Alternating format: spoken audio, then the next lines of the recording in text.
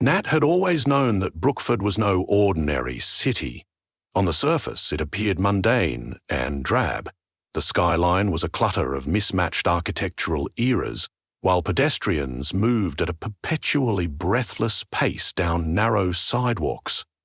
But in the cracks of ancient buildings and behind the flickering neon signs, the city's hidden side pulsed with mysterious. Nat had grown up watching chance encounters in meandering alleys, hearing whispers of oddities that broke the everyday routine. Street vendors peddled recipes for invisibility potions or locked boxes that rattled with unseen creatures. Underground clubs offered membership to secret societies, and rumors spoke of illusions more powerful than any stage magician. Nat believed only half the things they heard. After all, rumors in Brookford were known for exaggeration. Yet the rumors persisted, month after month, year after year. The strangest rumor of all came from quiet corners of the city no one bothered to visit. At first, Nat shrugged it off. A barbershop open only during the deepest hours of the night, a place no one remembered seeing by daylight. Gossip claimed that if you went looking for it, you'd find a single red light bulb illuminating an old-fashioned striped pole, seeming to float in the gloom. Once inside, the rumor went, you could get a supernatural makeover that altered your essence. It was a story that sounded like a half-baked ghost tale told around a bonfire, or a local legend to scare children into going to bed early. And yet, the rumor wouldn't die. People with shaved heads swore they knew someone whose hair had grown back overnight in a startling shade of silver. There were claims of mild-mannered accountants suddenly turning into lion-hearted daredevils after a single trip. Nat never put much stock into fables, but a recent turn of events made them think twice. It started with a job rather, the abrupt loss of it. Nat had been working as an editorial assistant at a small publishing house, scanning manuscripts until their eyes felt gritty. The editor-in-chief, a spry grey-haired woman who wore thick, horn-rimmed glasses, called Nat into her office to deliver the news. Downsizing, she'd said. Nat found themselves unemployed that very Friday, with rent looming. Desperate for freelance work, Nat scoured the city for opportunities. It was during one of these late-night hunts for gigs that the rumor of the barbershop resurfaced. One tipster claimed she'd seen clients step out of the barbershop different, not just in hairdo or grooming, but in presence. She said their eyes shone like a wolf's at night or glowed faintly crimson, or their fingertips crackled with. The tipster insisted that these transformations were genuine power enhancements, though at what cost she didn't know. Intrigued, Nat began poking around. Their curiosity was further piqued when they met a stranger outside of a decrepit dessert cafe. A man smoking a clove cigarette, whose hair was two-toned purple and black. A single swirl of intricate design ran around the left side of his skull. King of illusions, he boasted, demonstrating how he could appear and vanish at will, leaving only a hint of lavender smoke. Nat asked him how he'd acquired such a gift. With a cryptic smirk, he simply murmured, "Lane Street. You'll see a red light in the window." If someone had told Nat 2 weeks ago that they'd go chasing phantom barbershops, they would have laughed, but with no job to tether them and the promise, no matter how fantastical, of something extraordinary, they decided to test destiny. There was a kindling in their chest, a feeling that this might connect them to something bigger than the 9-to-5 existence that had ended so unceremoniously. After all, what did they have to lose? Nat began their search on a brisk Tuesday night, wandering Lane Street. The old pavement was uneven, and the lampposts flickered as though they too were half asleep. A pungent mix of drain water, stale beer, and centuries-old brick pressed in on Nat's senses. Their breath came in puffs of steam under the orange glow of defective streetlights. They trudged for a full hour before pausing in front of a closed bakery. The lights were dim and the shutters were drawn.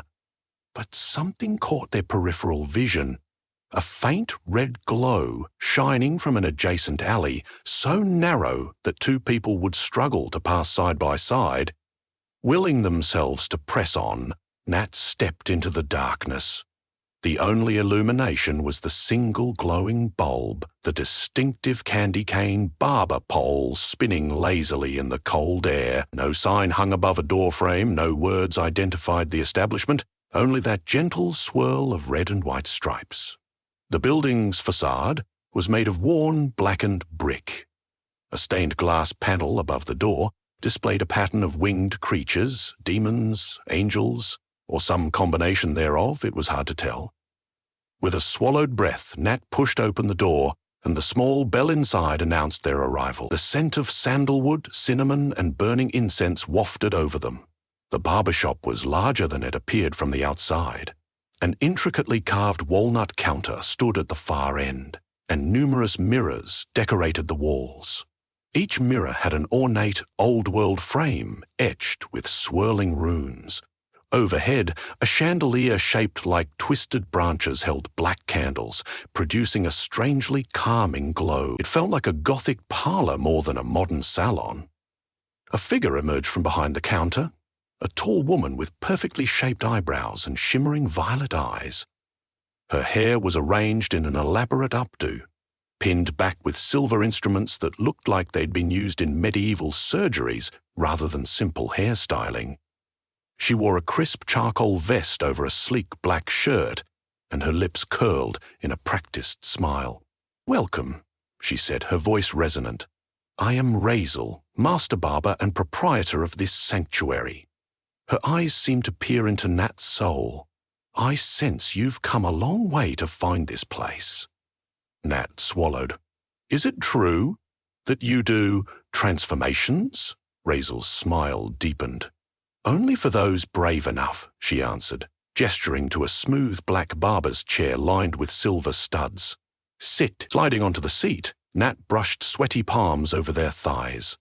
The mirrors around them seemed to flicker, each reflection slightly out of step, like a mismatched shadow. "I'm not certain what I'm here for," they admitted. "I've heard rumors, but I don't even know what to believe." Razel walked around thoughtfully, then placed both hands on Nat's shoulders. "Your soul yearns for change. I can grant it, but it requires your consent and your understanding that every gift comes with a price." "And the price?" Nat whispered. They felt a jolt of energy under Razel's grip, a sense that the woman's slender hands were brimming with otherworldly power. "The specifics," Razel tilted her head, "depend on the transformation. I offer a variety of legendary forms, the werewolf's might, the vampire's allure, the elemental's command of nature, the siren's voice, or something entirely different. But you must choose carefully." She ran a finger along a stray lock of Nat's hair. "We can't predict how a transformation will unfold, or what consequences it will bring to the rest of your life." Nat paused. The very idea of stepping into a new, mythic identity felt simultaneously electrifying and terrifying. "I'm not sure I need monstrous power," they managed. "I just lost my job. I feel stuck." Razel considered, flicking a glance at the curling smoke from a nearby incense burner. "Not everyone who comes here craves monstrous strength. Some want a chance to escape the constraints of their mortal identity. They want an edge.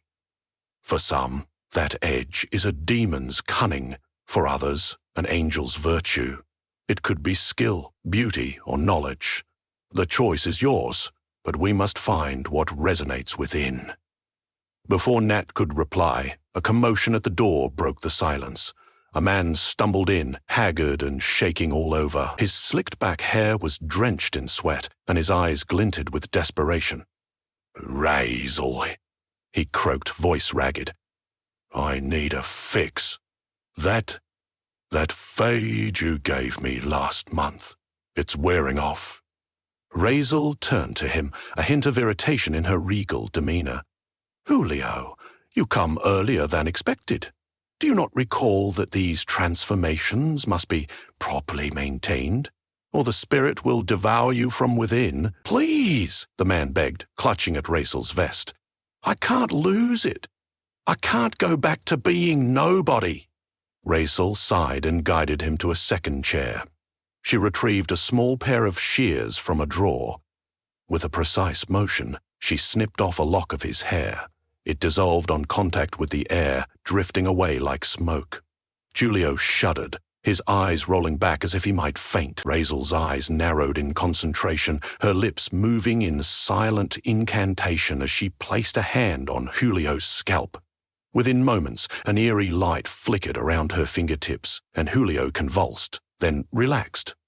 When Raisel stepped back, he exhaled a long, trembling breath. Then his posture straightened as though someone had replaced his spine with steel rods. His eyes glowed faintly silver. "There," Raisel said quietly, returning the small shears to their drawer. "Doubtful. Go, but remember, this is your last warning. Keep using these gifts recklessly, and you'll pay a far steeper price than comfort." Julio stumbled out, mumbling thanks. The air crackled with tension in his wake, and Nat's heart pounded. They felt the enormity of what was happening.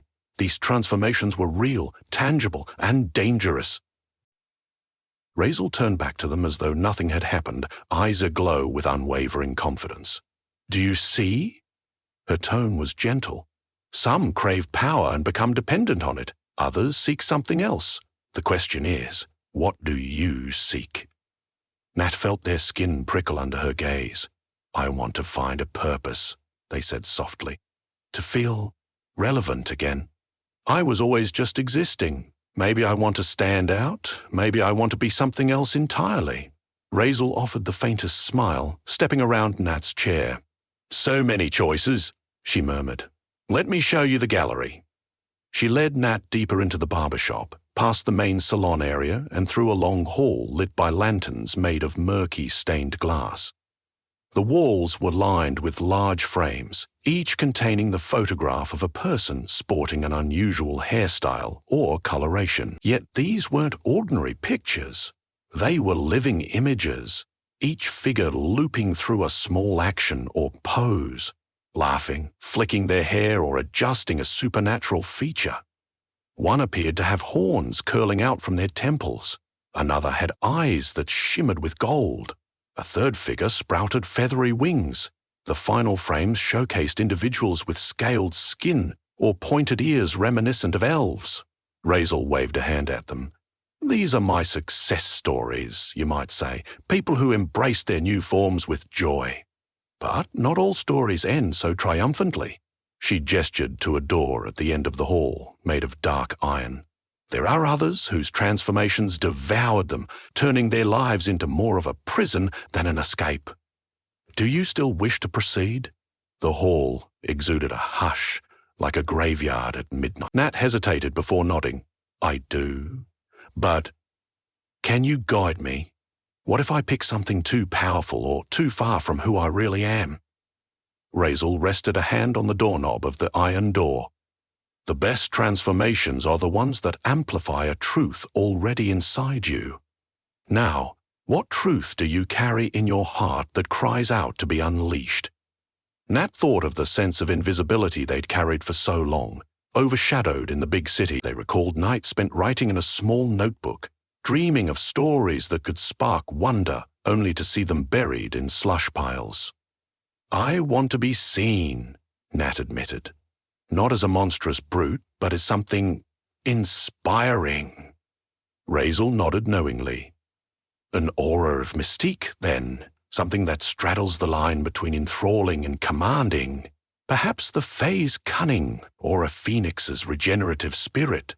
Or maybe you do well with a shape-shifting glamour." Nat's pulse quickened. "Fae cunning, a phoenix's spirit, or illusions.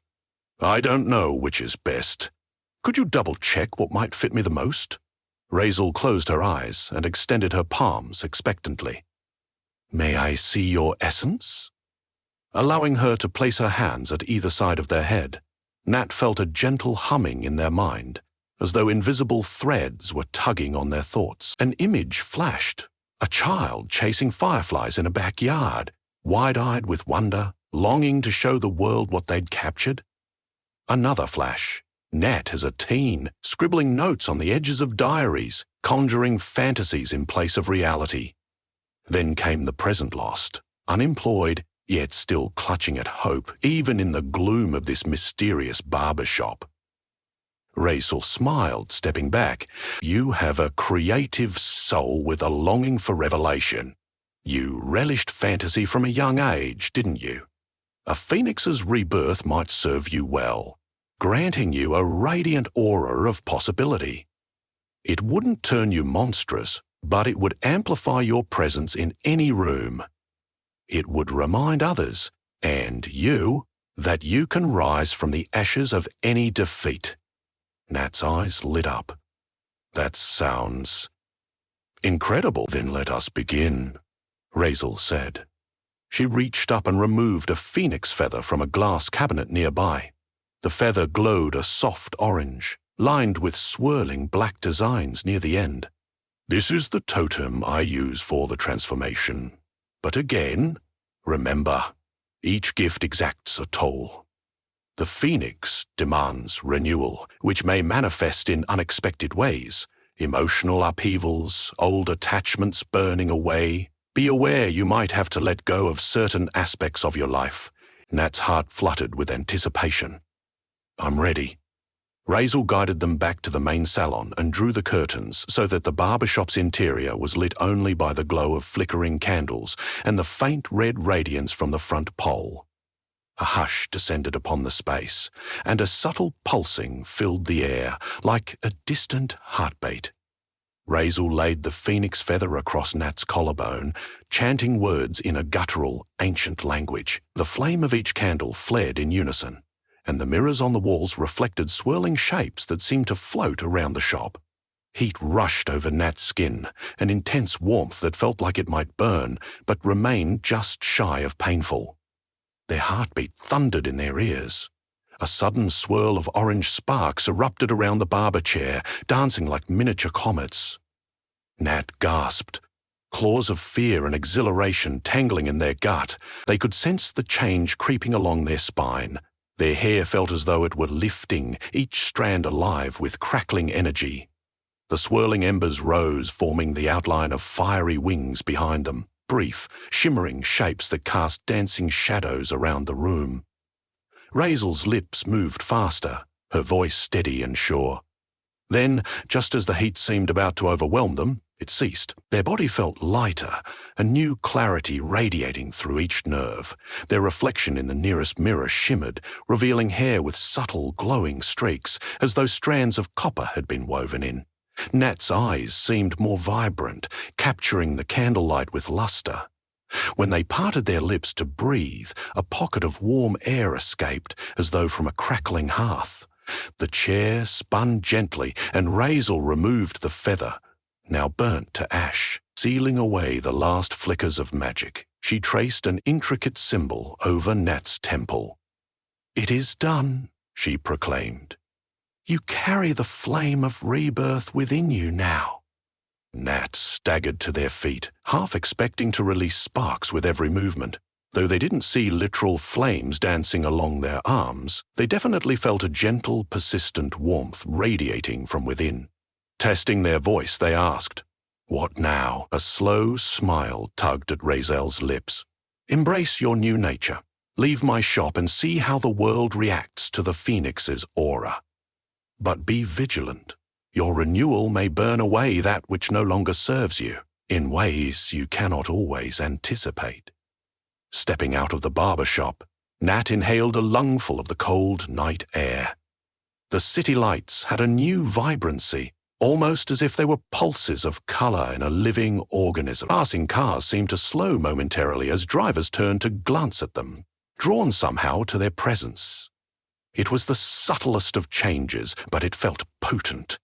Even the chill wind failed to make them shiver. They moved down Lane Street as though guided by an undercurrent, each step brimming with confidence they'd never known before.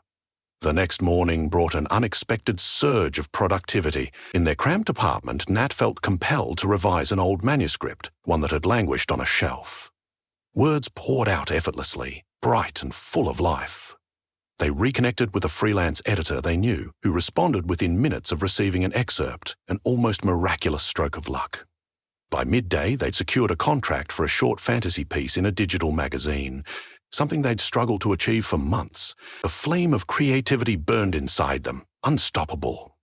Yet the shadows of Razel's warnings lingered. A transformation was more than just a pleasant upgrade, and soon enough, Nat began to see the costs. For one, they felt random surges of heat that required them to step outside into the winter chill. Their clothes often felt too restrictive or stifling. Even more troubling, arguments with old friends flared, seemingly out of nowhere. People who had grown used to the old Nat quiet, easily overlooked, struggled to recognize this radiant, suddenly assertive persona. Some friends distanced themselves, proclaiming that Nat had become overbearing or too intense. An ex-partner blocked them on social media after a single fiery disagreement. Nat realized with a pang of sorrow that burning away the old also meant burning away relationships that thrived on their complacency. Despite the losses, Nat couldn't ignore the sense of wholeness that came with this new life force. Opportunities multiplied. An influential blogger tweeted about Nat's new short story, calling it brilliantly alive, prompting a wave of online interest. Meanwhile, each night, Nat was tempted to revisit the barbershop. A whisper at the back of their mind suggested that there was more to discover, greater power to harness, illusions to conjure, transformations that could elevate them still higher. They finally returned to see Razel a week later, carrying a mixture of excitement and trepidation. The barbershop felt just as darkly enchanting, though this time Nat noticed subtle changes. The incense had a sharper tang, and the black candles seemed to flicker with more urgency. Was it the same place, or did the barbershop itself transform based on the experiences of its clientele? Razel emerged from the back, slower this time, as though anticipating a heavy conversation. Her hair was pinned in a different style, exposing the subtle point of her ears, suggesting that she was no ordinary human. "Welcome back," she greeted. "You look well, more alive." Nat pressed their lips together. "I am, in many ways. And yet I feel an urge to expand this power, refine it. It's like the flame inside me is hungry." Razel nodded. "Yes, the phoenix is seldom content to remain a single ember. Growth and renewal are in your nature now." She paused, examining them with her uncanny violet gaze. "But are you sure you want more? Each additional transformation weaves more threads into your destiny. You risk the shape of your soul shifting further from who you once were. Not all circles can be undone." A flicker of anxiety twisted in Nat's stomach. They thought of Julio, the man who had stumbled into the shop desperate for a fix. "I don't want to become addicted or reliant on these powers," they admitted. "But I can't shake the feeling that there's something else waiting for me, some higher manifestation of what this phoenix nature could be." Razel's smile was measured. "Very well, but you must know that each time you open yourself to transformation, your mortal anchor loosens. You may find your humanity overshadowed by the mythical aspects of your being." Nat hesitated only briefly. "I'm prepared to risk that." Razel spun the barber's chair toward them. "Sit," she commanded, and Nat obliged. She reached for a small wooden box lined with gold filigree. Opening it, she revealed a single glowing ember, pulsing faintly like a miniature sun. "This is essence extracted from a phoenix flame, the purest form of your chosen path." She touched her palm to the ember, eyes fluttering closed as she gathered power. A swirl of hot air gathered in the shop, rustling the pages of an old magazine and causing the mirrors to quiver. Yet before Razel could apply this second transformation, the door burst open again. A figure that Nat recognized all too well rushed in. Julio. His neatly trimmed hair stuck out in odd tufts, and his eyes were bloodshot. Every vein in his neck pulsed fiercely. "Razel!" he screamed. "You tricked me!" A wave of murky energy emanated from him, causing the candles to sputter. "That monstrous strength you bestowed is consuming my life. My wife left me, my job fired me for scaring clients, and now I can't stand it anymore." Raisel's composure wavered for an instant. You chose those gifts. I warned you of the consequences. Julio's hands shook, sparks of unnatural, roiling blackness dancing between his fingertips. You have to undo it. I want my old life back. Nat watched in horror as Julio lunged forward, his chaotic grin twisting into something feral. His hair spontaneously grew into a wild mane, and his teeth elongated. The demon barber apparatus on the countertop shook ominously. "Julio, stop!" Razzle commanded, but the maddened client snarled. He flung bolts of demonic energy, smashing a mirror and sending shards cascading like glittering knives across the floor. Razzle shielded herself with a flick of her wrist, conjuring a translucent barrier of shimmering violet. The reflection in the shattered glass revealed Julio's half-transformed visage, caught in limbo between man and beast. Nat's heart pounded. They recalled the new power surging within them. Perhaps this was their calling, to bring renewal, to help quell chaos. Their eyes glowed with phoenix fire. They stepped between Julio and Razel, channeling the warmth in their core, letting the sense of renewal flood through them. It was as though a gust of scorching wind blew from their form, pushing back the darkness swirling around Julio. The raging man blinked, stunned, as if the blistering wave of phoenix energy momentarily cleared his mind. He sank to his knees, panting. I can't control it. Razel seized the moment, chanting a rapid incantation. An amethyst light surrounded Julio's figure, and his monstrous features slowly receded into a dull, exhausted version of himself. With a final tremor, he collapsed to the floor, unconscious yet breathing, the demonic aura dissipating. Nat exhaled shakily. Their own energy crackled through the confines of the barbershop, the shattered mirror reflecting a swirl of steam where the phoenix aura had flared. The tension fizzled out, leaving them quietly trembling in the aftermath. Razel, sweating slightly, knelt beside Julio to check his pulse. The transformation he chose wasn't in alignment with his spirit, she murmured, and he neglected the discipline required to maintain it. She rose, eyes locking onto Nat's. Thank you. If you hadn't intervened, we might be dealing with a serious catastrophe. She nodded at the ember still pulsing in the wooden box. Perhaps that's what your next evolution is meant to be, guardianship, not just raw power. Nat looked again at the ember, then at Julio's unconscious form. Maybe I can learn to use this gift for more than my own gain. Maybe that's the direction of my transformation. A phoenix can light a path for others, not just themselves. Razel gave a thoughtful smile.